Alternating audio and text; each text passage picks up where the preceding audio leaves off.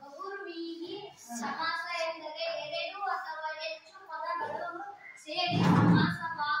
ಸಮಾಸವಾಗುವಾಗ ಆ ಪದಗಳ ಅರ್ಥ ಮುಖ್ಯವಾಗದೆ ಬೇರೊಂದು ಪದದ ಅರ್ಥ ಪ್ರಧಾನವಾಗಿ ಬರುವುದಕ್ಕೆ ಬಹುರ್ವೀಹಿ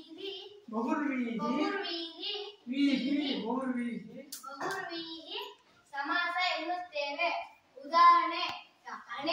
ಹಣೆಯಲ್ಲಿ ಪ್ಲಸ್ ಕಣ್ಣುಳ್ಳ ಕಣ್ಣುಳ್ಳವ, ಹಣೆಗಣ್ಣು ಹಣೆಗಣ್ಣ, ನಾಲ್ಕು ಪ್ಲಸ್ ಮೊಗವುಳ್ಳವ, ನಾಲ್ಮುಗ, ಕೆಂಪು ಪ್ಲಸ್ ಕಣ್ಣುಳ್ಳವ, ಕೆಂಗಣ್ಣು, ಮೂರು ಪ್ಲಸ್ ಕಣ್ಣುಳ್ಳವ, ಮುಕ್ಕಣ್ಣ, ಚಕ್ರ ಪ್ಲಸ್ ಪಾಣಿಯುಳ್ಳವ,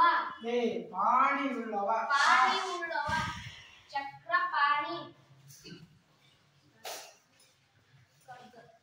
ಘಟದಲ್ಲಿ ಪ್ಲಸ್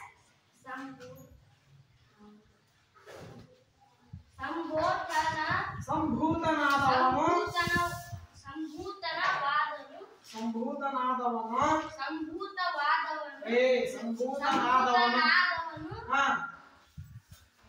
ಘಟ ಸಂಭೂತ,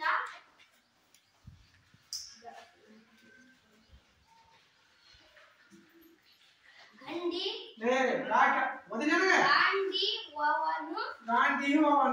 ಗಾಂಡೀವವನ್ನು ಪ್ಲಸ್